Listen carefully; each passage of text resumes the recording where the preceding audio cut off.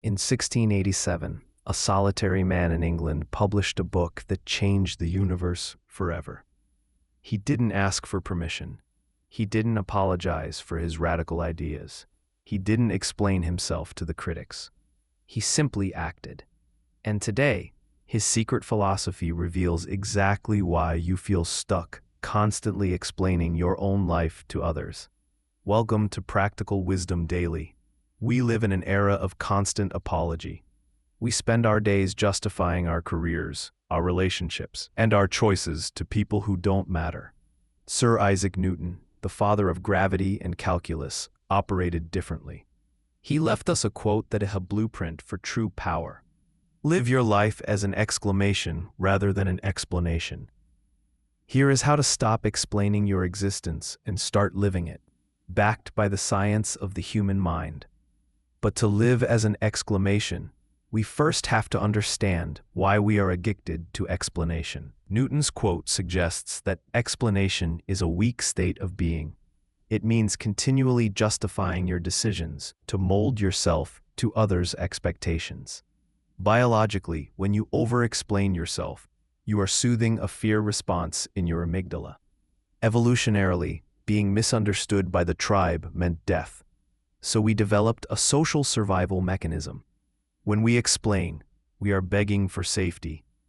But here is the cost. It spikes your cortisol and lowers your status hierarchy in your own mind. The trap is thinking that explaining makes people understand you. It doesn't. It makes them question your confidence. Imagine your boss questions a decision. Your instinct is to give 10 reasons why you did it. Stop. Give the decision. Give one reason. Then stop talking. Silence is an exclamation point. Once you stop seeking safety through explanation, you are free to do what Newton did best: obsess over the truth. Newton didn't discover gravity by nodding along with the crowd. He discovered it by asking why when everyone else accepted because. To live as an exclamation is to be driven by curiosity, not conformity. The science shows that this engages a different brain system entirely. When you switch from defending to exploring, you move activity from the anxious limbic system to the prefrontal cortex. This is known as cognitive flexibility. You physically cannot be anxious and deeply curious at the same time. Most people think exclamation means being loud. It doesn't. It means being intense. When you are at a dinner party and someone challenges your life path, don't defend it. Instead, ask them, "That's an interesting view. Why do you see it that way?" Replace your period of defense with a question mark of curiosity. But curiosity requires space, and you cannot be an exclamation if you are constantly drowning in the noise of others. Newton did his best work during the Great Plague when he was forced into isolation. He didn't post about his work, he did the work. An exclamation mark stands alone. An explanation is usually part of a messy sentence.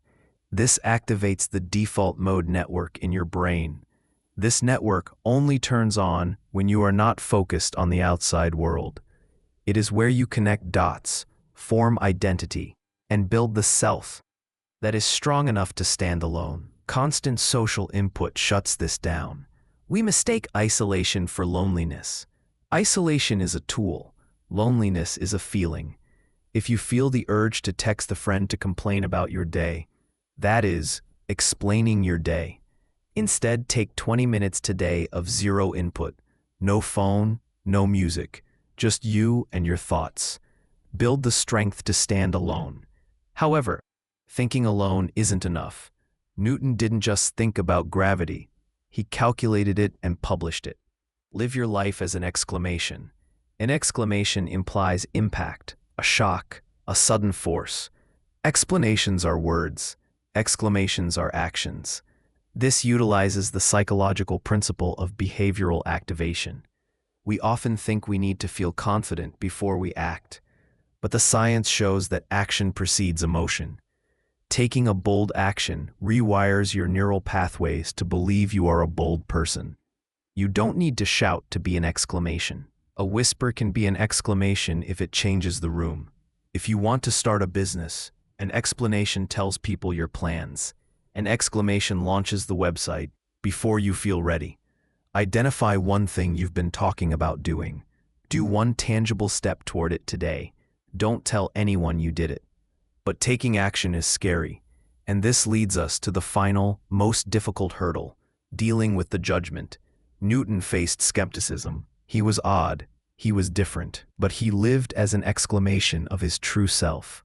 To live this way means accepting that you will be misunderstood. We are fighting the spotlight effect. This is the psychological bias where we overestimate how much people notice us. We explain ourselves because we think everyone is watching. The data shows they aren't. They are worrying about themselves. Let that sink in. You are explaining yourself to an empty room. Catch yourself apologizing this week. If you bump into someone, say, "Pardon," not "I'm sorry." Words matter. To live as an exclamation is a rebellion against a world that demands explanations. 1. Stop soothing your amygdala by over-explaining. 2. Use your prefrontal cortex to explore, not defend. 3. Build your default mode network to stand alone. 4. Let your behavior be the shock to the system.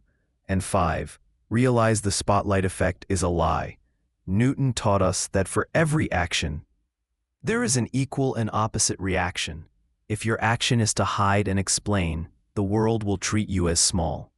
But if your action is a bold exclamation, the universe will move out of your way. What is one area of your life where you are still explaining rather than doing? Let me know in the comments. I read every single one. If this video sparked a shift in you, hit the subscribe button and the bell. Join us, and let's make your life a statement, not an apology.